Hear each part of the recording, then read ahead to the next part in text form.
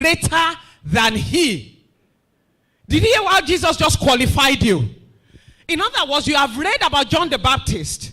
My goodness me, this guy introduced Jesus.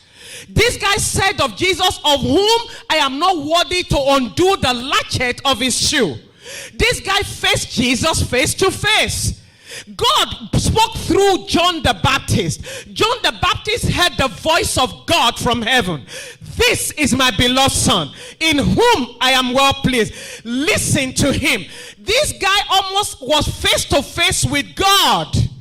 And yet Jesus came and said, the least in the kingdom is greater than John the Baptist. What am I saying of you? You may be regarded as least in the kingdom, but in the sight of God, you are greater than you're thinking of yourself. You have been established in greatness. That is who you are. You are the child of the great God. God can only give birth to greats. So here's what I wanted to establish. That you are great. Let no man lie to you. You cannot afford to act like a timid in the kingdom of God. Greater is he that is in you than he that is in the world. We have this treasure in earthen vessel, that the excellency of power will be of God and not of you. What am I saying to you? Little has been said and written of you concerning your greatness. But here is Jesus. First, he qualified who a servant is. First, he asked who is great. Then he came down and said, he who is least in the kingdom is greater than John the Baptist. The question is still, what is the purpose of this greatness? Why am I great? I'm going to give you the story of my life, and then I'm going to give you a few points.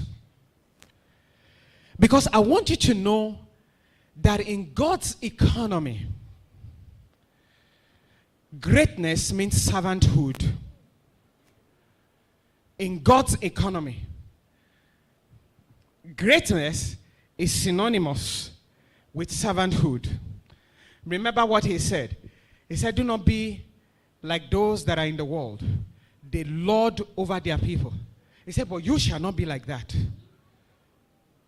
He said, for you to be great, you have to become a servant.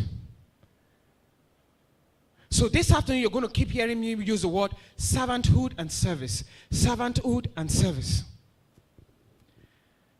Lanny was saying that 24 years. In the last 24 years, I've only served one ministry. One ministry. Just one. I got into the United States about maybe 25 years ago. When I got there first, I went to a particular ministry. It was wonderful. I enjoyed myself. But I did not find a fit. So one day, Pastor Banka Kemola came to worship there. And I'd been looking for him, you know. When I got to Atlanta, nobody could tell me where he was. And I knew God placed in my heart to serve him in that ministry. And so I said to God, if that's where you want me to serve, then you're going to have to bring him, because I've asked every human being possible. None of them know who Pastor Banka Kemola is. And so one afternoon, I went to this church. One evening, after service, a friend of mine said, please follow me. I want to pick somebody from another church. I was just new. So I was following everybody. Anything anybody said, I'll just follow them, because I wanted to learn. So we got there that day, and service was almost over. And lo and behold, I walked in there. It was Pastor Banka Kemola. I'm going. Then I wasn't using these glasses. So if I did this, I was trying to say to you that I was just looking. And I looked and said, this is him. Mind you, the day before that was when I prayed to God. I said to him, if this is where you want me to be, then you have to bring me across him. The minute I saw him, I ran after him. He was going, hey, I know Tunde Jordan. I all that was just give me your address. That minutes, it was almost for me the case of Peter. After some miracle with Jesus, and he just ran. He just left his sheep and just ran after Jesus. For me, I didn't need to go back to anywhere again. I ran after him. So when I came into the ministry, I started out as one of the most unpalatable part of ministry.